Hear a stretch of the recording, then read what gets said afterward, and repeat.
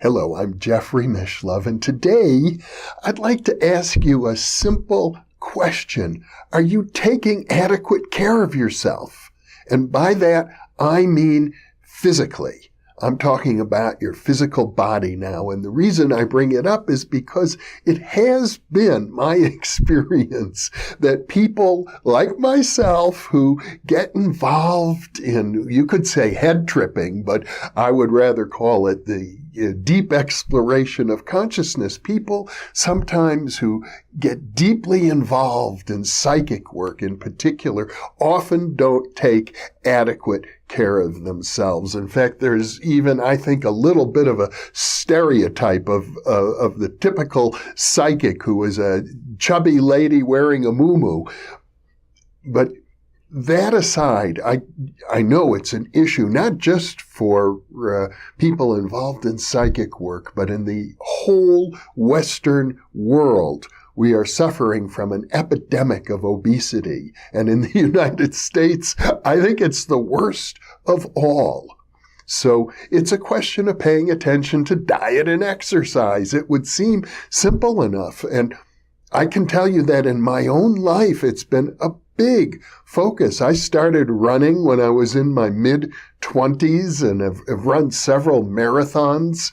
I've practiced yoga. I've been involved in many different mind-body disciplines, ranging from Aikido to Tai Chi, and it's always been an important part of my life. In fact, I've talked about hiking, for example, and how as a hiker with some of my buddies in an earlier InPresence segment, I talked about how we discovered the very first dinosaur tracks uncovered in the state of Nevada. Now, the truth of the matter is I haven't always been so good at it. In fact, lately, it's been a real issue for me. It all started in September when I was traveling in Europe, and my knee went out on me. As I've mentioned, I'm in my early 70s now, so it's not uncommon. It was x-rayed, and basically the cartilage is all gone. So all of a sudden, hiking is not what it used to be. I kind of hobble. And that's been going on for 6 months. And then shortly after we returned from that Italian trip, we made the decision to move to Albuquerque. So instead of doing my regular hiking exercise, I kept busy by packing boxes, and moving can be an enormous physical effort, packing and unpacking and lifting and carrying. And so that went on for several months. And then we arrived here in Albuquerque, and it was winter and not really all that pleasant for hiking or riding my bicycle. And it took until springtime for me to get back on the bicycle. And by that time, I realized I had gone for a long time without regular exercise, and I could feel it in my body. It wasn't the same. So I have to ask you now, are you getting enough exercise? Are you watching your diet? Those are simple things, and I don't have any particular formula. You're not required to do some specific kind of yoga disciplines or something as far as I'm concerned, but you need to take care of yourself. And that may mean getting more exercise than you're getting. And it may mean watching your diet, paying attention to how much you eat. And are you eating the right kinds of foods for your body? And if you're not, you know what? You know it. And it's so easy to kind of put it off in the back of your mind. And I know for myself, what happened while I wasn't exercising is I started doing these daily video monologues. So I was compensating for it, and I thought, wow, I'm getting so much more work done. Who needs exercise anyway? But the truth is, we all do. I would say minimum of 20 minutes a day. That shouldn't be too hard. And even for people who are disabled, there are things that you can do sitting in a chair if need be.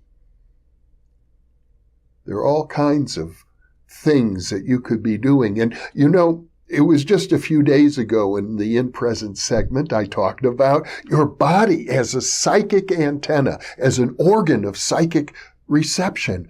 But to the extent that your body is not being cared for, well, then your psychic sensitivities are also going to be affected in the same way. So if you're a person who is interested in cultivating your psi capacities, and I suspect many viewers are, or at least interested in learning more about it, taking good care of yourself is one of the things you need to do. And because I haven't always taken the best care of myself, I know it's an issue for many, many people.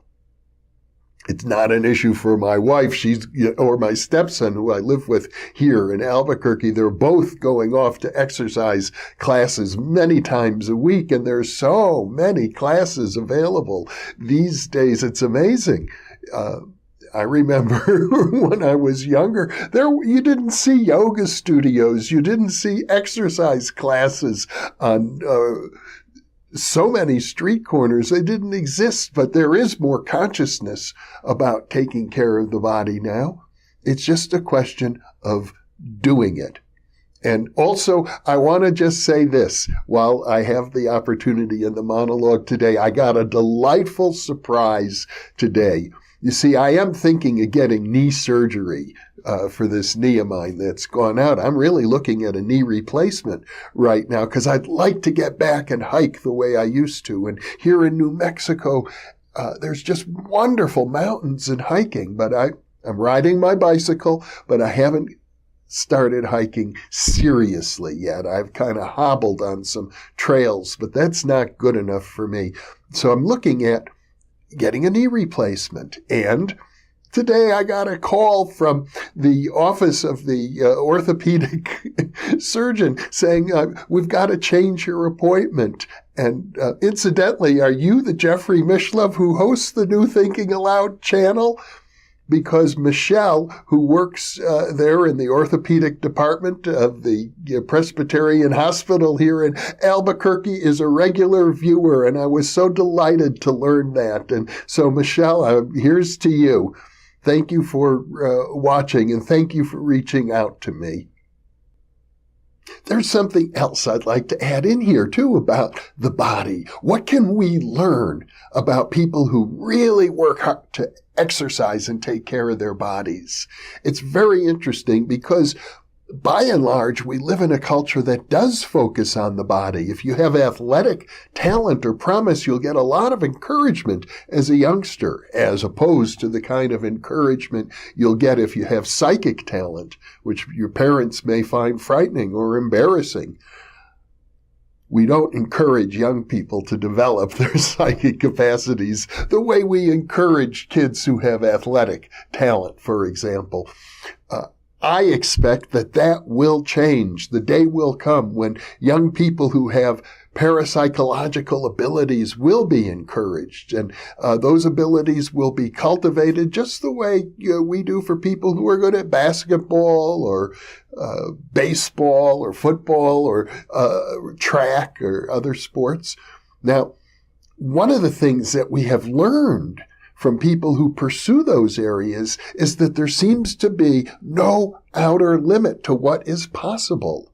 Do you know that new records are being broken every year in track and field? We don't know how fast a human being can run. I was a child when the 4-minute mile, which seemed like an impossible record, was broken, but now runners are going well under 4-minute miles. And it just seems as if records get broken year after year in almost every event because people train harder and train better. And I would think that if we could take that intensity of focus and apply it in the parapsychological domain, we would see progress similarly. We don't have that yet, but I'm hopeful someday we will. And for those of you who are watching this video, obviously the message for you is to check check in with yourself and see, are you doing everything that you could to live the healthiest lifestyle that you can? And I'll leave you with that thought today. Thank you for being with me.